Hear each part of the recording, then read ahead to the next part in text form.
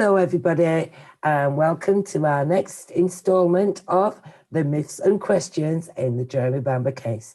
Once again, I'm joined from Jersey with Heidi Hawkins. Hello, Heidi. Hello, Yvonne. It's certainly sunny over here. Lovely to speak to you again.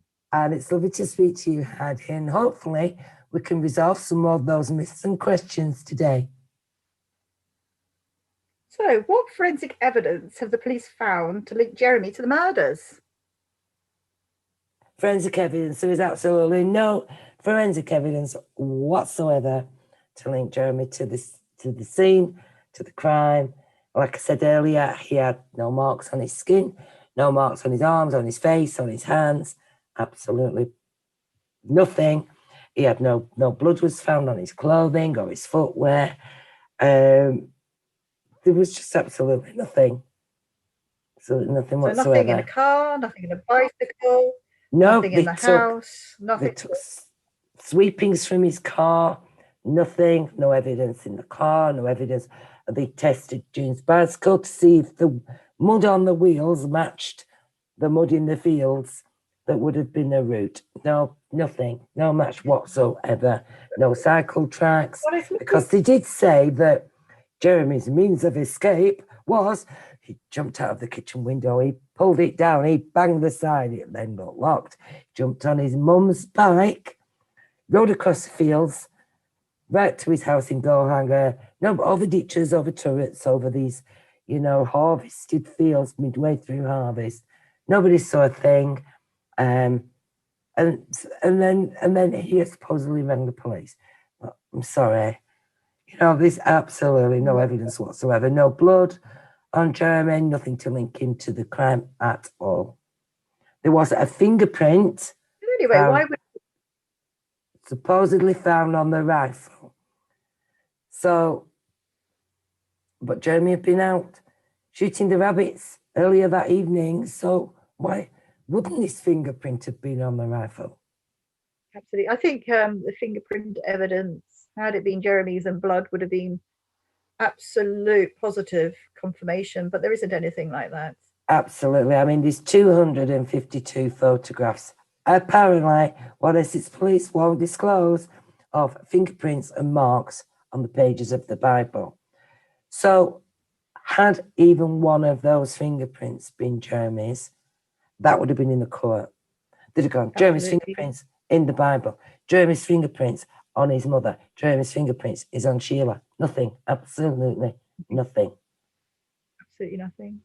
Yeah, it's looking more and more that the police had very little to go on in evidence, no forensic evidence. They can't place him at the scene, really. It's can't place him at the scene. Quite shocking. But, the whole case is shocking, but people will say to me sometimes, oh, it's really complicated. Do you know what? It's not complicated at all. The case is, it was a murder-suicide. The case is that Sheila had a psychotic episode and murdered her family sometime during that evening after 3:26 in the morning when her dad rang the police. Well, but one other question that I've been asked. This sounds like it could be interesting. Which I completely understand. Did Julie Mugford have something to do with this? Or does somebody else have something to do with this to help Jeremy? Now, this is the question I also get asked of. Firstly, regarding somebody else, because some people will say, oh, it was the people who found the silencer who did this. They had motive, and that just get raised with me quite a lot.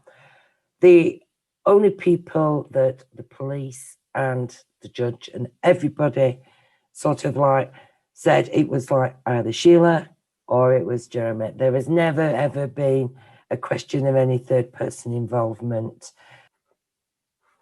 So we've got, Julie Mugford possibly being involved, but we can dismiss that. And yet she was the one who actually said that somebody else was involved and had been paid off by Jeremy to kill his parents.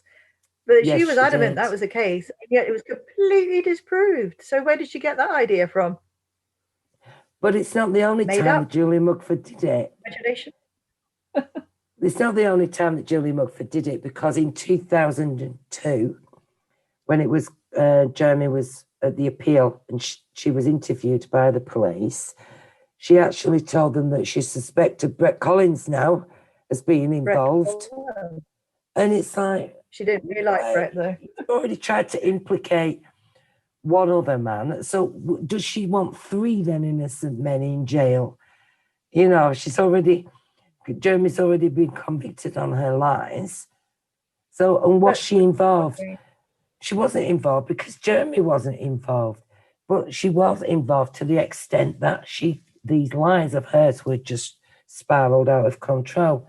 If she would have been told by Jeremy a year before that he was going to poison everybody, he was going to burn the house down, he was going to shoot everybody, all these different scenarios she came up with.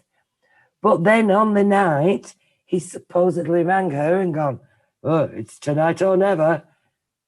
It's like, really? She didn't, if that had happened, would she not have rung the farmhouse and said, "You better get out, Jeremy's cracked up, get out of the house"? Would she not have made an anonymous phone call to the police and said, "Something's going to happen at White House Farm tonight, can't tell you what it is, you need to get there"?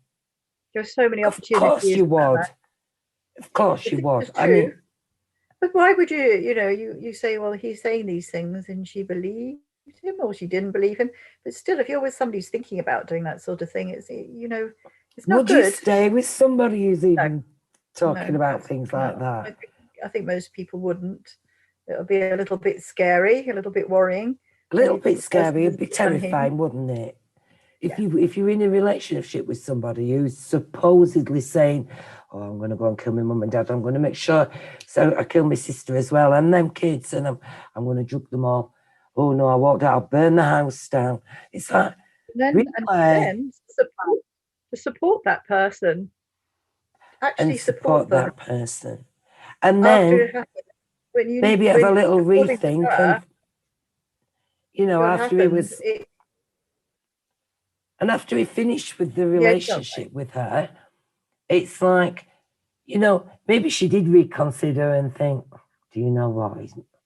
I shouldn't really say that about Jeremy. I'm just making it up. I know. I'll say it was a hitman." Ridiculous. Yes, because nothing came out until Jeremy had actually finished with her. And then the story started to appear. Nothing. Jeremy helped her move flat. He helped her move flat the day before. In fact, this is another myth which we can correct at this moment. Okay. Because the myth is that Julie went to the police. Now, Julie didn't go to the police at all, because what happened was that Julia, when Jeremy had finished the relationship, she was distraught. She wanted to be Mrs. Bamber. She wanted to live in Vaulty Manor. She was devastated. And so she said to her friends, "Oh, Jeremy's finished with me." And then her best friend said, "Oh, you best shut of him anyway, because when you was away on a working holiday last year, I had a one-night stand with him." That was her best friend, which then incensed Sheila Mugford even more. So then she's coming out with all these stories to her friends. Yeah. "Oh, well, he told me he did this. Oh, well, he told me he did that." It bothered Liz Rimington, who was her friend, that much that she went to her ex-boyfriend, Malcolm Waters, and said, "You need to listen to what Julie's saying," because she's like, "I'm a bit worried. She's saying all this stuff about Jeremy's implicated in these murders. You need to listen to what she's got to say." So Malcolm, they took Julie to Malcolm's on the 7th of September, and she blurted out all this story to him. And Malcolm said, "You need to ring the police." Now, Liz had been saying this for a week. "You need to ring the police." "I'm not ringing the police." "You need to ring the police." "No, I'm not." So for the past week, she'd been, her friend Liz had been telling her to ring the police. Malcolm says to her, "Julie, you need to ring the police. Have you got all this from the newspapers?" "No, not did any of it." "No, Jeremy told me. You need to ring the police." "I'm not ringing the police." Malcolm Waters rang the police. And he reported that he'd been told this story. And the police went to his house and arrested Julie Mugford and Liz and took them into custody get So this is information actually from what them. happened. And that's what Mm. actually what happened. See, all these things that should have been known at the time of the trial, you know, the accurate story of what happened, you know, it's only come out later on. But Well, it's even too so much that, coincidental to suddenly claim this. You know, no, and I wonder even if the, Jeremy hadn't said it's over, she probably would have stayed with him of course she would. with that She knowledge. would. She wanted to be lady of the manor. She wanted to, you know, this. I'm not saying she didn't love Jeremy. She loved Jeremy to the point of obsession, and Yeah, she, I think like she said to him, you know, she tried to smother him with a pillow, and said, "Well, if he was dead, no one else could have him." Well, she certainly made sure that happened, hasn't she? Because absolutely. you know he's on a whole life tariff, and certainly can't have relationships like he would have had he been outside. So she came good on that promise, didn't she? Yeah. Yeah, and it's very difficult when you start to lie, you know, to backtrack and say, "Oh, I lied about that." It's such a massive thing to lie about. So she got herself tied up into a knot there, I feel. We've got another one here, which is quite an interesting one. It's to do with Taff Jones, the original police officer, who actually made the decision that it was a murder-suicide, which is what everything in that building looked like when he went to have a look. Now, he's been portrayed as a very shouty Welshman. You know, like he's losing his temper every 5 minutes and not the brightest one, you know. But he doesn't sound a very nice person. And yet there was an article in the paper after the drama came out, and his own police colleagues said this was an inaccurate description. They were quite upset that he'd been described in this way, well, he'd been portrayed as this very shouty, you know, silly policeman that, you know, that made the wrong decisions and came to the wrong conclusion. And yet all the evidence, of course, that's come to light since has shown that, in fact, he was right. It was a murder-suicide. Sadly, he passed away. I understand he passed away in an accident at home not long after, you know, he was taken off the case. It's quite tragic. And it is very tragic. And I mean, so what was he like then? From all accounts, he did have a bit of a temper when he wanted to, but it was when people just wouldn't listen to him. So, you know, he was one of the first officers at the scene. It was him who looked at the windows and said they were all locked, they were all on their catches. It was like, you know, something's happened here, or this young girl with a rifle. And, you know, he knew it was a murder-suicide, and he was, but then this brings in Stan Jones again, because he was like, you know, not the hero that the drama portrayed him to be either. He was like, he'd have the argument with Jeremy. He was like, didn't like him. And he was like, no, something doesn't seem right. And even if he didn't think something seemed right, he was so pursuant and relentless in hunting down Jeremy for, you know, trying to make Jeremy the perpetrator, that he had his finger in every pie, did Stan Jones. He was like, when anyone was wanting to be interviewed, he made sure he was there. And he always had a very active part in what was ongoing. So, but Taff Jones would lose his temper. Particularly once he lost it once with Anne Eaton. And this was, Indeed. yeah, this was the day after the tragedy. No, this was on the 9th of August, when Anne Eaton and David Beaufort and Anthony Partridge went to see the police and say, you know, we don't think it was Sheila. That Anne's scribbling away on a little note cards, and Taff got cross and said, put them away. So she was like, she said that he went red in the face and there was very shouty. Whether it was or not, I don't know. We've only got her word for that. No one else said that. But she did say she felt that they would get thrown out of the building. But I mean, it's like anybody in life, isn't it? When you've got people who, no matter what, you're giving them the facts and they turn around and they go, no, don't believe you. You reach a point where you go, will you please listen to me? And no matter how patient you are. So, and I know officers were upset in the way that Taff had been portrayed in the drama. So they know him. We never knew him. So It we have does to show judge by. a certain amount of affection towards him, because they haven't actually stated that anybody else was misportrayed. But this particular officer is the one that they obviously felt was really wrong in what they'd done in the drama, and that he Absolutely. was nothing like that, or else they wouldn't have said anything. But it always stood out to me that they've actually gone out of their way to mention this particular officer, and that he wasn't Yeah. like that. Which, And the thing is, they approached the media. It them. wasn't the media that approached them. So that speaks volumes when it's them making the approach, isn't it? It makes a massive difference. Well, we've got another one here. It's to do with Sheila. She's on medication, but it's been said that she couldn't even put beans on toast. That doesn't mean she's a bad cook. It means that she wasn't capable of doing it. So how could you possibly fired a gun? How could she have loaded a gun if she couldn't even put beans on toast? Well, that's another myth. No, it's another myth of the relative's creation. Sheila's psychiatrist, Dr. Ferguson, prescribed her with 2 medications. The first was haloperidol at 200 milligrams every 2 weeks. But because Sheila kept forgetting to take it, this was administered by intramuscular injection. The second medication was called procyclidine, and this was to counter any of the side effects that the haloperidol would have. And one of the side effects was shaking. However, Sheila couldn't have suffered from the shaking effects because she asked for the procyclidine to be stopped. Sheila also requested that her dose of haloperidol be reduced. Dr. Ferguson, who was her psychiatrist, said, okay, yeah, we can reduce it to 150 milligrams fortnightly. So everyone seemed happy with that, except when she was given her injection in the July, so this is 27 days before the tragedy, Sheila was given her what now known to be her final injection, which was only 100 milligrams of haloperidol.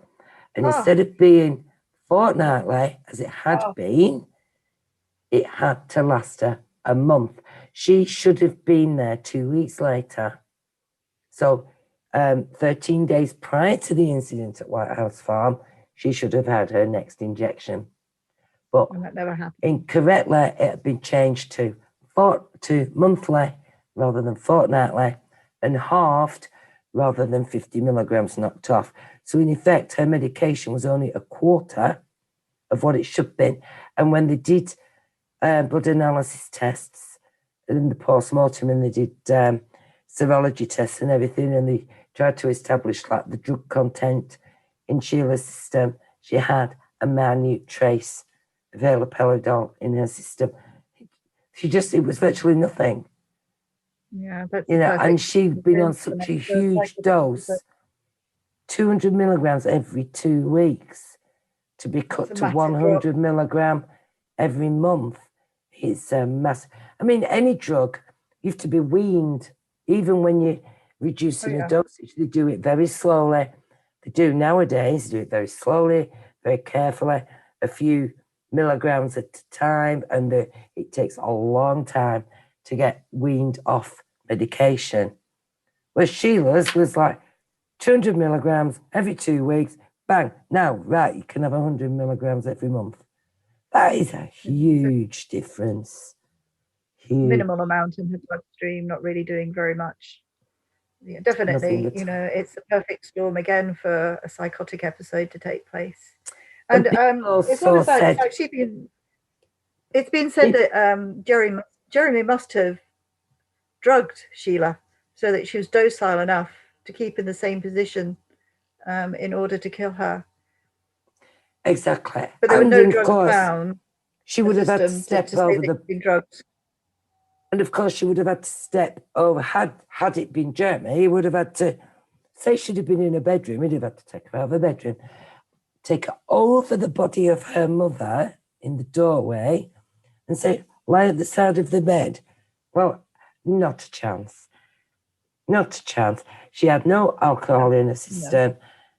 I mean, that, you know, that's another factor because, you know, tests were done for all drugs. She had no alcohol. She had no drugs except the trace of haloperidol, and her urine test came back with a trace of cannabis, which she had the weekend before while she was at Collins. Yeah. So, no, she wasn't drugged. She wasn't sedated. She wasn't. It's just and yet, it's also been claimed that she didn't know how to use a rifle. Therefore, how could she, with her long fingernails, you know, load this massive, you know, heavy duty rifle? In actual fact, it wasn't a very heavy duty rifle. It was a very low caliber rifle, you know, used for shooting rabbits. So it's not going to be a shotgun where they wouldn't have a rabbit left. It's actually a very small bullet, very easy to load. And Sheila had already apparently been shown by relative how to use a shotgun, had gone on shooting parties in Scotland. So, exactly. You know, Sheila had also been a beater on the farm. I mean, the farm Neville held shoots. You know, you grab shoots and everything every year. Yeah. There were shoots on at the farm. And Jeremy and Sheila have been involved in them as beaters, where you're beating the grass so that the grouse or the wood pigeons or whatever fly up so you can shoot them. So they've been around guns all their lives. You know what I mean? They're in the farmhouse. They're not locked away in a cupboard, which is also another myth. They were the cupboard that some of the guns were kept in didn't even have a lock on it. There were guns all over the house, on the staircases. And it's cupboard under the stairs. It's not as a gun cupboard. You would expect it to be specially made. You'd expect to have a lock on it, but it was nothing like that. Absolutely nothing. It was very, you know, everybody trusted each other with it. You know, the guns lying around the property. Nobody was. It was just an understairs cupboard. Use one inappropriately. But Sheila didn't know how to use the guns. I mean, you know, she'd been on a shooting holiday with David. She'd done she'd been out on various hunts. She'd been around guns all her life. And as you say, a .22 semi-automatic rifle, which means that you wouldn't need to cock it and reload it for every shot because the bullets are in a magazine. And the magazine, I mean, a lot of people say that Sheila had long nails and she wouldn't have been able to do it. Of course, she would have been able to do it. You know, it's very easy to load the magazine. That's another misconception. It's not, you know, it's not something that gradually got harder, as Fletcher said in his analysis, because they make a magazine to hold 10 bullets. So why make it hard to load 10 bullets? You know, if it could only load 8, then it would be made for 8. And I think when you have long fingernails, you adapt anyway. You're going to adapt because otherwise you wouldn't be able to do anything in life. Maybe you couldn't put beans on toast. You wouldn't be able to do anything. Maybe that's why she no, you wouldn't be able to do the toast. Because she had a long fingernail. We're coming towards the end of our questions now, I think, for today. Of course, with me being in the social media side and, you know, campaigning and all that sort of thing, it's quite relevant. So if you look around in the media, social media, you'll find that a lot of people are investigating the case or working with Jeremy. You know, it's quite a considerable number. So how does all that work with our campaign, work with legal team and submissions and all that side of things? So how does this all tie into Jeremy's case? Yeah, it's true, Heidi, that there are a lot of people who Jeremy talks to independently and they carry out their own independent investigations. So they're not part of the campaign team. We are very focused. We have access to all the documentation and everything. That doesn't mean to say that others aren't also assisting Jeremy, because they are. They write to him, and if there's a particular issue he feels that they could help with, then he will approach them. But there is only one official Jeremy Bamber Innocence Campaign, and they are the team members who you see on our website. I'm the only person who actually works with Jeremy's legal team. So please don't get confused. I know it can be confusing when you're seeing reports in the media that an ex-policeman is assisting Jeremy and you know, that a scientist is assisting Jeremy and this, everything that goes through the official campaign is the official route, and is involved with the current submissions to the Criminal Cases Review Commission. But like I say, I know it can be confusing, but it's just a reflection on how strongly people support Jeremy, that there are so many ways that people can help him. You know, and he will discuss his case with these people, and sometimes he'll put us in touch with these people because we can give them further information, or we can provide evidence to them so they can conduct their independent investigations. He's always open to ideas. You know, if anybody approaches him with ideas of maybe this, or could with that, or do you want just to look at this? So, you know, if anybody out there feels that they would be able to assist him, then by all means make an approach. That's absolutely fine.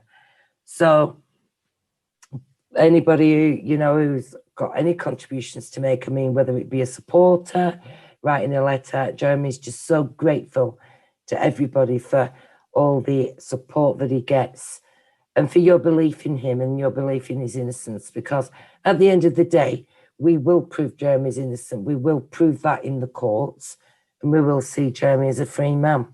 So it's like Absolutely. I said a few weeks we ago. have, you know, they're patrons and supporters as well on our website who do a lot of work in the background, and massive support to Jeremy. And Absolutely. you know, we've got, you know, you've got several people like barristers and all sorts, all saying Jeremy's innocent. No, they're not going to stick their necks out unless they really believe it. They haven't just picked up, you know, newspaper and gone, oh, he's innocent. They've actually looked into this. Yeah, they have. And you've got people like Batchel who are very, you know, happy to speak out about things like the withheld evidence, and a great support there. He's also speaking on the issue of the withheld photographs. So you have a lot of support from people, you know. Absolutely. And actresses who willing to speak on some of our videos. You know, the support is amazing. I don't think people realise how much support Jeremy has for his innocence. Well, it's not because he spoken is about very innocent, isn't it? It's you know, but I want to make people aware that, you know, if anyone does feel that there's something they can contribute with, and that you know, they might have skills that, you know, in certain areas that would benefit the case, that would benefit Jeremy, please write to us, write to Jeremy. You know, let us know what you think, what you know, what you believe you can do. If you've any information that you'd like to share with us, it will be kept strictly confidential. You know, Absolutely. we don't go tittle-tattling telling people, you know, we've been told this, and we are very, very reserved, and we are very keep information confidential. If there's any ideas you've got that you want to run past Jeremy, please write to Jeremy, let him know. If it's something that he thinks is worth pursuing, he will advise us, he will tell us, you know, how he thinks you can assist him. And so, you know, don't be shy at coming forward. That's what we're saying. If there's any way that you believe you can offer help, then please do so. We're always open to new ideas and suggestions. Now's the time to do it, really. Absolutely, on the brink. This is the time to really speak up if you're a witness. If you were there at the time, it's all in confidence. We're not going to spread this around. If you don't want us to talk about it at all, that's fine. It'll be treated in complete confidence. We're not going to broadcast anything, you know, without your say so. It's all very confidential. And, you know, if you've seen something that's been bothering you since the case happened, since the incident at White House Farm, come forward. You know, you can make such a difference. Don't hold it in. You know, come forward and you can talk to us, and we'll treat, you know, the situation. That if we think it's something that's necessary, we'll help you through it. But please don't hold it in. If you know something, come forward. We're here for you to listen. Absolutely. Well, thank you, Yvonne. Thank you for asking me today. Thank you very much for your time, Heidi. And we no doubt we've got a lot more myths and a lot more questions that we will be able to address in a future episode. So thank you for listening, and we'll speak to you soon. Bye. Okay. Bye-bye.